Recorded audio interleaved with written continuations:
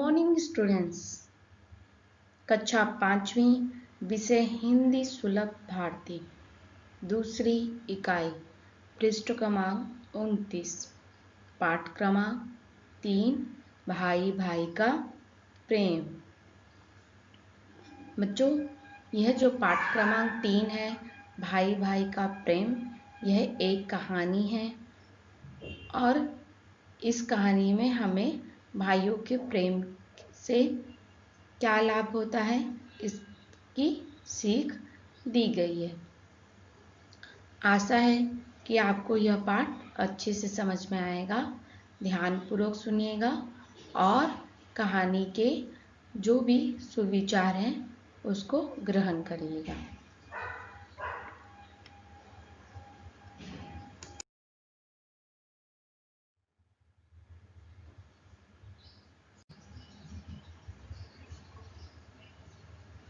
भाई भाई का प्रेम। मनोहरपुर नामक एक सुंदर गांव था। गांव की मिट्टी बहुत उपजाऊ थी। अतः गांव के अधिकांश लोग खेती किया करते थे। इस मनोहरपुर में 2 भाई रहते थे। दोनों किसान थे। बच्चों, जैसा कि आपको बताया गया कि उस गांव की मिट्टी क्या थी, बहुत उपजाऊ थी। तो दोनों भाई क्या करते थे, वहां पर खेती किया करते थे। उनके घर अलग अलग थे, पर दोनों में बड़ा प्रेम था।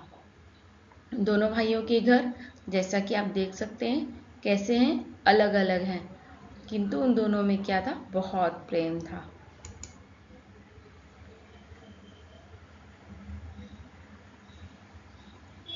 दोनों भाई हमेशा एक दूसरे के भलाई की बात सोचा करते थे। इस वर्ष पूरे गांव में फसल अच्छी हुई। कटाई अच्छी हुई थी। कटाई मतलब फसल तैयार होने के बाद उसे काट के अलग करना। तो फसल क्या हुई थी, बहुत अच्छी हुई थी और कटाई भी अच्छी हुई थी। खलिहान में सबके अनाज के ढेर लगे थे। खलिहान मतलब खेतों में कॉर्नर पे जो अनाज के ढेर बनाए जाते हैं उसे खलिहान कहा जाता है। तो जो उन्होंने ढेर लगाया था वो भी क्या थे, सबके अच्छे थे, बहुत ही अधिक मात्रा में थे।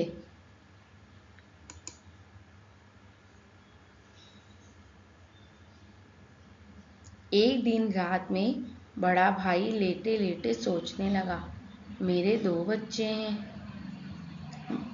वे गृहस्थी में मेरी कुछ न कुछ मदद करते ही हैं। मेरे छोटे भाई के बाल बच्चे नहीं हैं, उसे सारा काम अकेले ही संभालना पड़ता है, इसलिए मुझे उसकी सहायता करनी चाहिए। जैसा कि बच्चों आपने देखा कि बड़े भाई ने क्या सोचा कि मेरे पास तो 2 बच्चे हैं और मेरे भाई के पास बच्चे नहीं हैं, मुझे क्या करना चाहिए, अपने भाई की मदद करनी चाहिए और उसके लिए उसकी कुछ सहायता करनी चाहिए, कुछ हेल्प करनी चाहिए। यह सोचकर वह उठा और खलिहान में गया। खलिहान में जहाँ उसने अनाज रखा था, खलिहान में अपने अनाज के ढेर से उसने 10 गठरी अनाज बांधा। 10 गठरी मतलब जो बोरियां होती हैं, वैसी 10 बोरियों को उसने तैयार किया।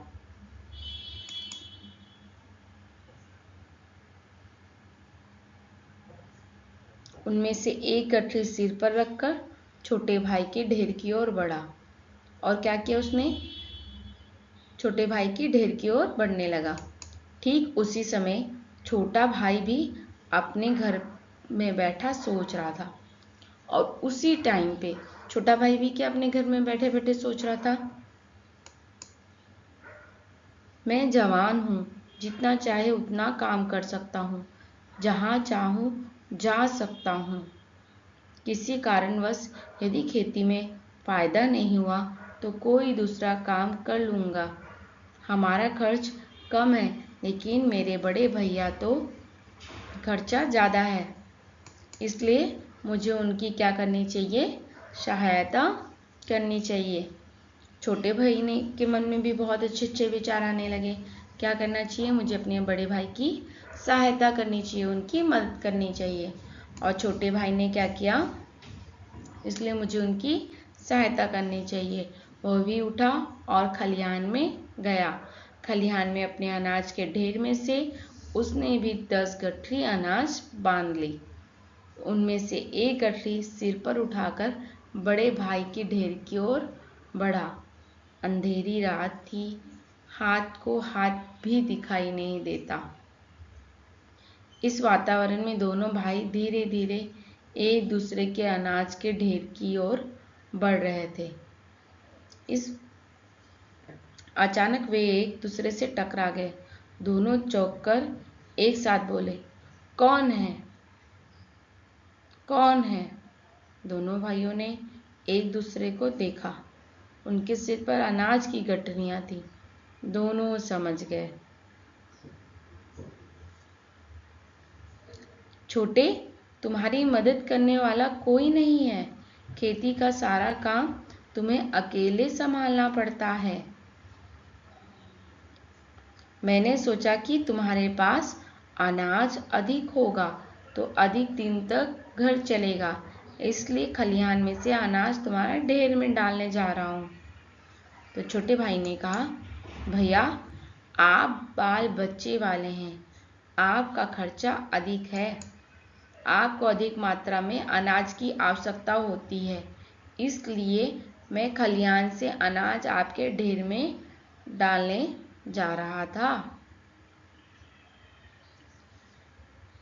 अपनी बात कहते सुनते दोनों भाइयों की आंखें भर गई मतलब वे दोनों भावुक हो गए। दोनों रोते हुए एक दूसरे से गले मिलने लगे। इस प्रकार भाई भाई का प्यार एक अटूट बंधन है। अटूट बंधन मतलब जो कभी न टूटने वाला बंधन है। तो बच्चों, आज हमने इस कहानी के माध्यम से सीखा कि जो दो भाई होते हैं उनमें बहुत प्रेम होता है। आशा है कि आपको अच्छे से समझ में आया होगा। Thank you.